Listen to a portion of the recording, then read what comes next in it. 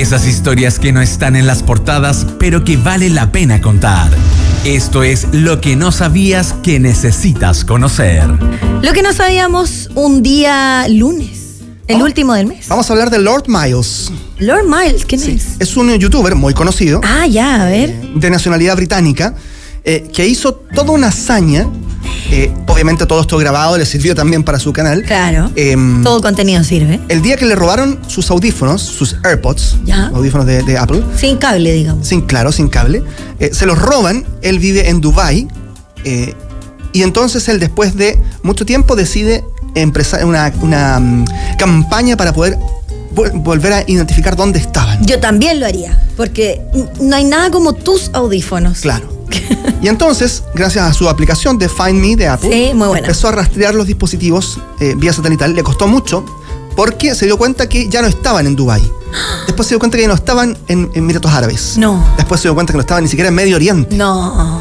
Y en un momento determinado, casi después de un año, logra la aplicación localizarlos en Pakistán. Ah, yo pensé que en Chile. Casi. ¿Se imagina? Es lo que nos faltaba. Viajando por todo el mundo. No, llegaron a Pakistán los audífonos y él decidió llamar a la policía de Pakistán y decirles: mire, tengo la ubicación exacta donde están mis audífonos y voy viajando. Partió, tomó un avión, lo agarró y después de un año, ¿Ya? el 29 de mayo pasado, comparte la captura de pantalla donde decía: aquí están los iPods, No, en un restaurante. Es bien precisa Sí, la aplicación. Exacto, en la ciudad de Jhelum en Pakistán. Ya, ¿y ahí se los entregaron? Llegó allá, la policía hizo una redada y encontraron los AirPods y hace un par de días se los entregaron, obviamente con toda la prensa ahí ya instalada, porque estaban en presencia de un conocido youtuber que además estaba entonces recuperando esta historia que dio la vuelta al mundo con la recuperación de los AirPods. Igual, gran show por unos AirPods. Claro, pero seguramente ese Son video caros, ahora pero- lo va a subir a sus redes, a su canal, y claro, va a valer lo que valen los AirPods. Sí, son caros. ¿Hasta dónde llegarías tú por unos AirPods? Depende. ¿De qué? Depende qué tan lejos estén y depende cuánto los quería. Si Es cierto. tienes una opción de otro audífono, de repente podría soltar. La lata es cuando se te pierde uno. Es cierto. Solo uno. Sí. Y ahí nada que hacer. De hecho, cuesta... Como un colega que le robaron un loro, estaba en pantalla y un loro le robó un audífono. ¿Te acuerdas del año pasado? Sí, me acuerdo. Sí, cuando están ahí al aire, una vez Jesús encontró aquí uno mío. ¿También? ¿Te acuerdas? Hace mucho tiempo, en el estudio de la radio, dijo: ¿de quién es este? Y yo, mío. Pero se agradece porque vale muy caro uno suelto. Y por eso es que Lord Miles llegó a cruzar miles de kilómetros. Ahora, Pakistán, yo no sé si iría, la verdad. No es un país que, con mucho cariño, digamos, a la No, por el población pakistaní. por el contenido de todos los youtubers. Sí, por supuesto.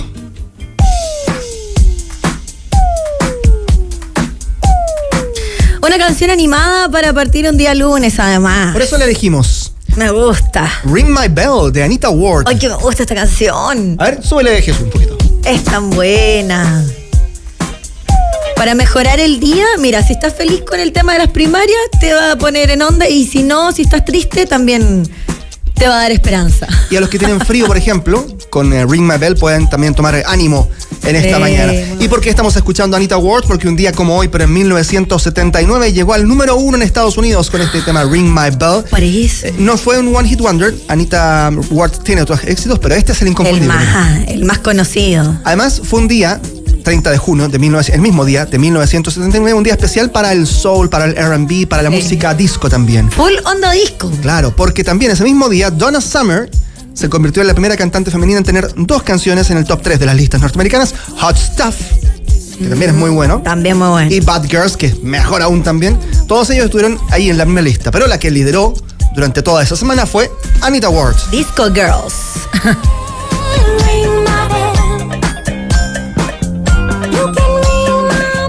No sabías que lo necesitabas hasta ahora. Escuchas Hora Clave.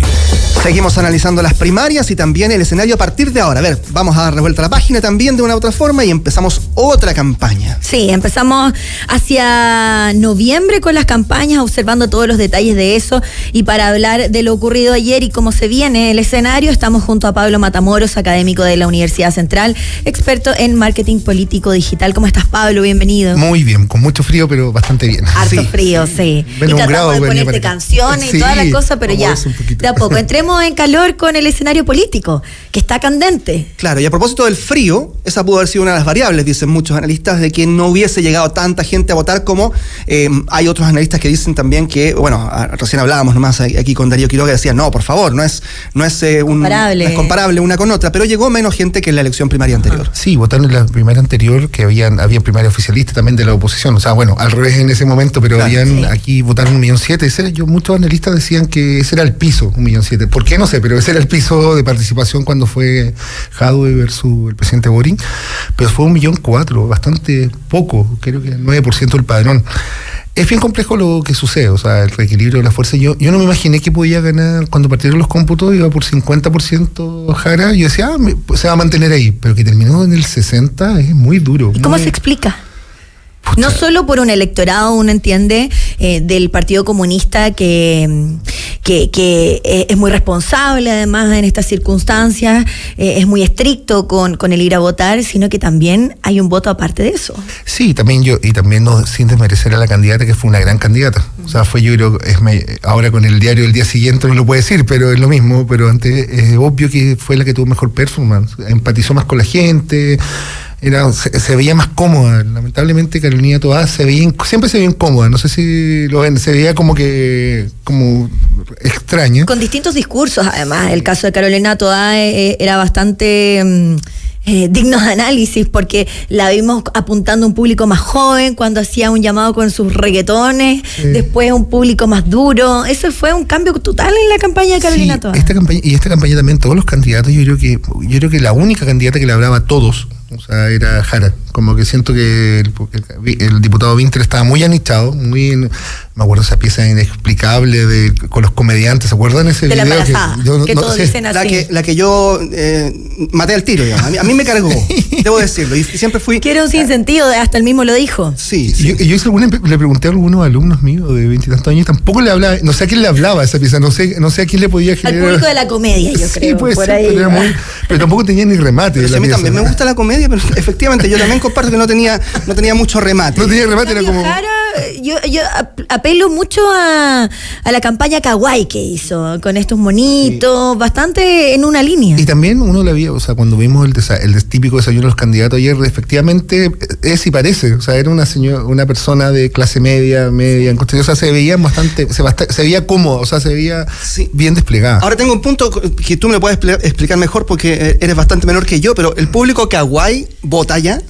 Sí, ya votan. Sí, sobre los 18 años, incluso yo lo enmarcaría, me atrevo a decir, entre los 20 y los 40, obvio que puede despegarse un poquito más arriba, pero es un público que le genera, por sobre todas las cosas, ternura, y es una de las emociones a las que apela también Janet Jara. Me baja un poco el viejazo saber que la gente que nació en el 2007 tiene derecho a voto ahora, me siento ya... Nos sigue llamando la atención, pero es así. Mi hija mayor ya vota, tiene 18, cumplió recién, así es que... ¿Y nació él?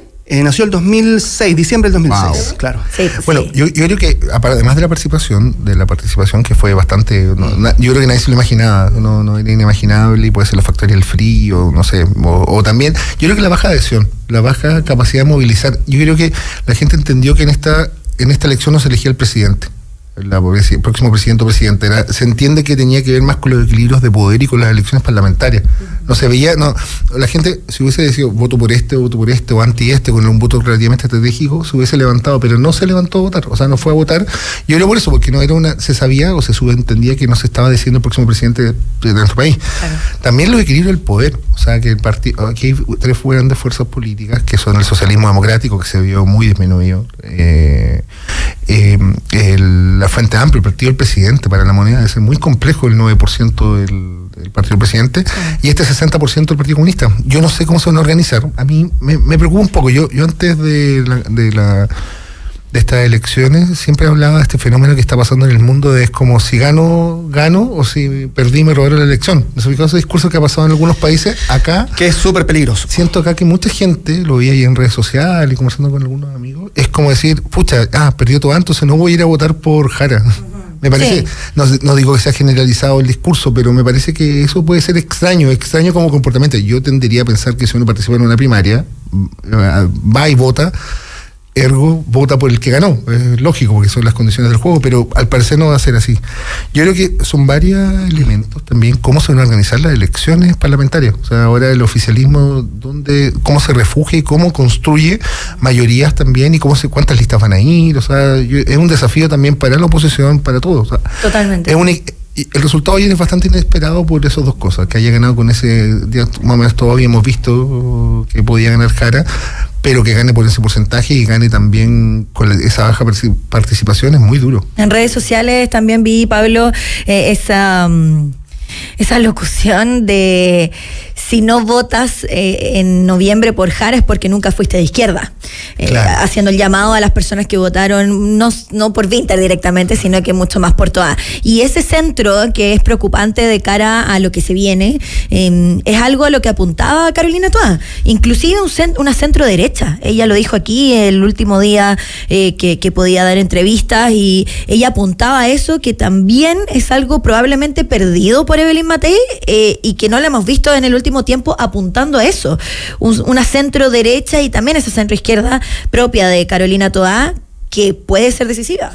Sí, yo creo que después de esta reconfiguración que pasó ayer, o sea, yo creo que había que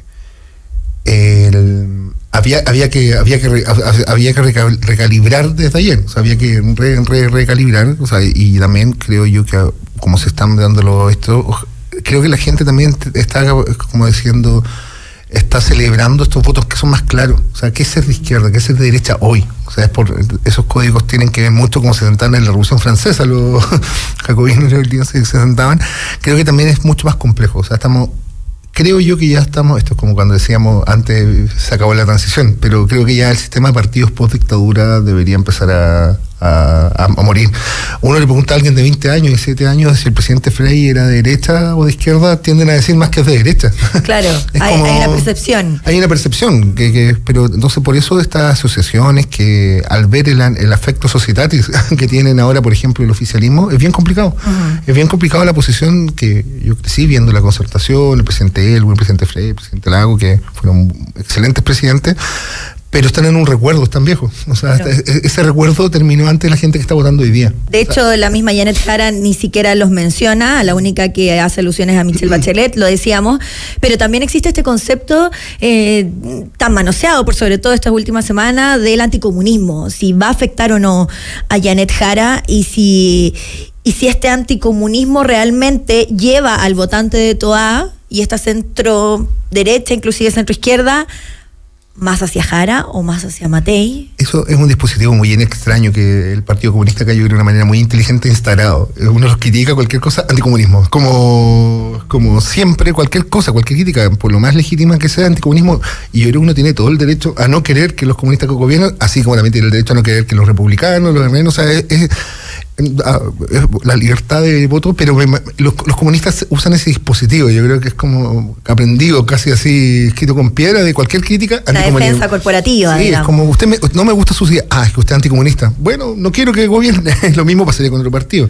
Entonces, en ese discurso, claramente a mí, yo creo que hay que empezar a ver las narrativas, cómo se construye, hacia dónde van a empezar a apuntar los candidatos del Parlamento. O sea, convengamos, ahora tenemos elección en la mitad del Senado y todo la Cámara de Diputados, ver cómo se configura la fuerza. O sea, puede salir muy debilitado. A mí me llama también la atención, después de todo lo que ha pasado estos últimos años, también el país también es esquizofrénico, hemos pasado estallido social, pandemia, muchas elecciones, lo que está pasando, es un exceso de elecciones, ahí como siempre destacar el rol del CERVEL, que funciona impecable. Sí. O sea, pero eso puede haber influido ayer en la baja votación. ¿No podemos votar por el CERVEL? Sí, voto por el CERVEL.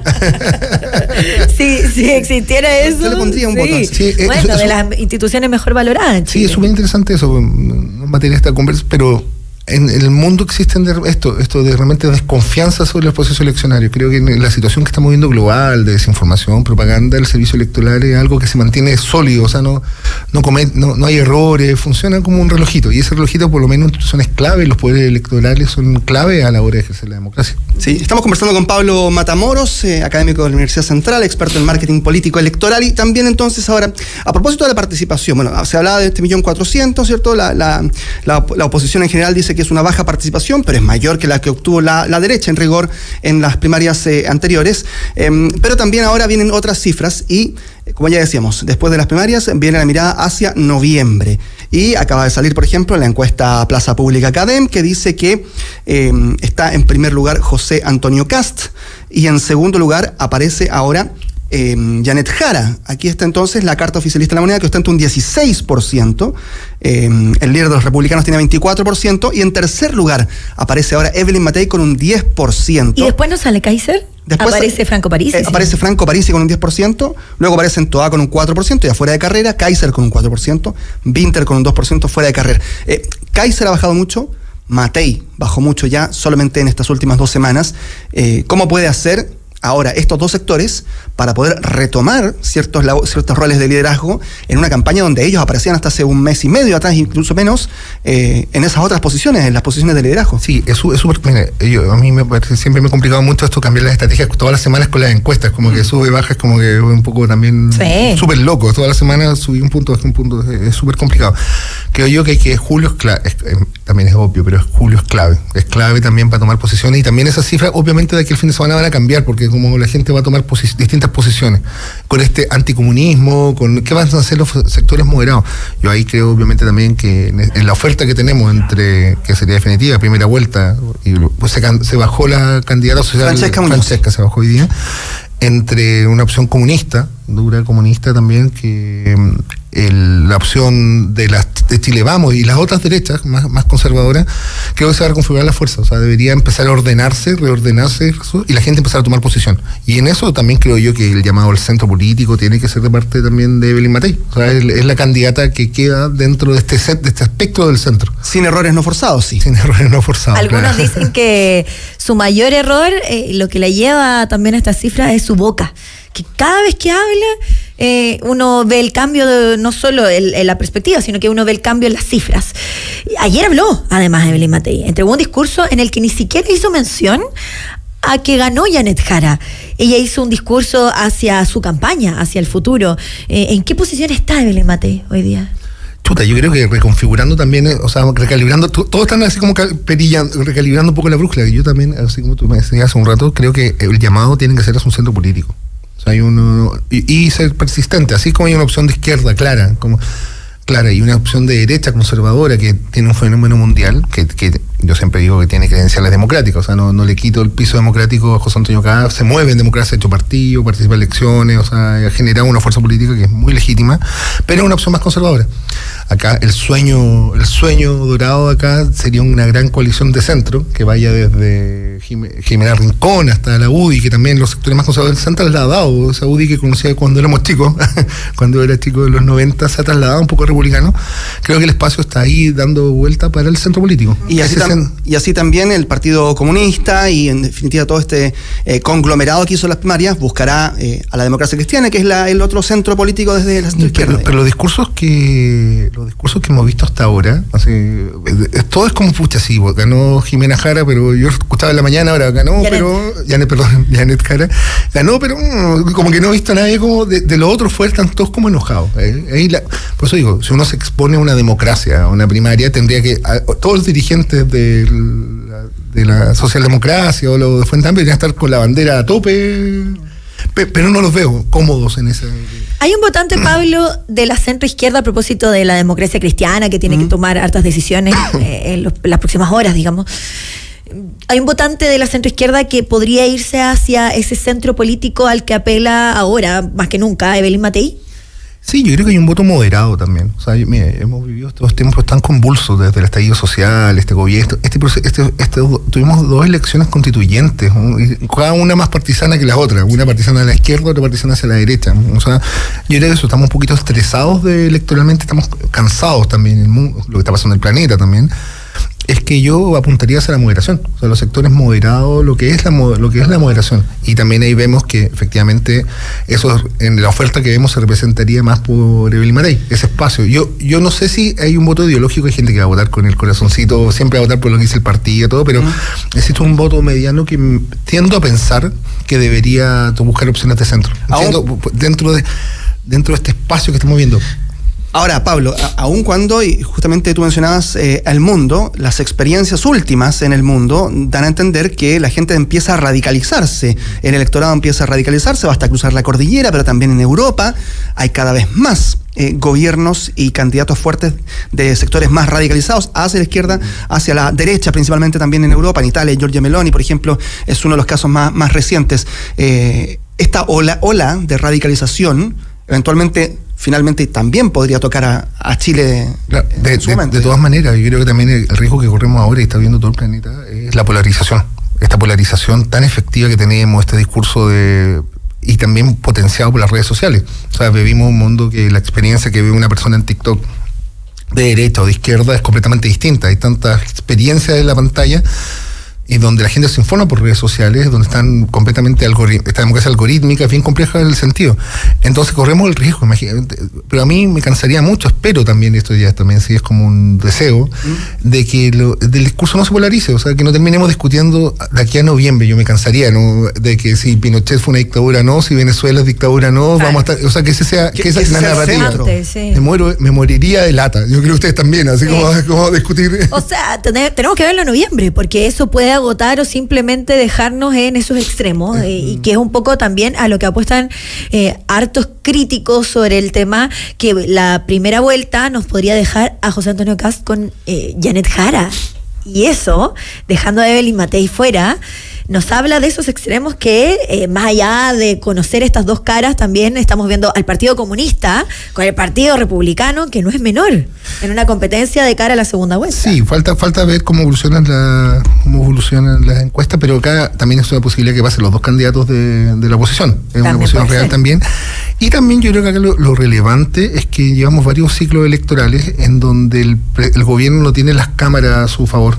Eso también entorpece mucho un desarrollo efectivo. O sea, también me tengo que participar en una mesa que estamos pensando, no tiene que ver con no es nada electoral, pero pensando Chile 2050, creo que deberíamos tirar un poquito más la pelota para allá, porque si nos dedicamos a seguir discutiendo de Venezuela o de Pinochet, vamos a terminar en un no proyecto político de país. Porque además, mientras más radicalizado es el presidente en rigor, más posibilidades hay de que el Parlamento sea de oposición. Claro.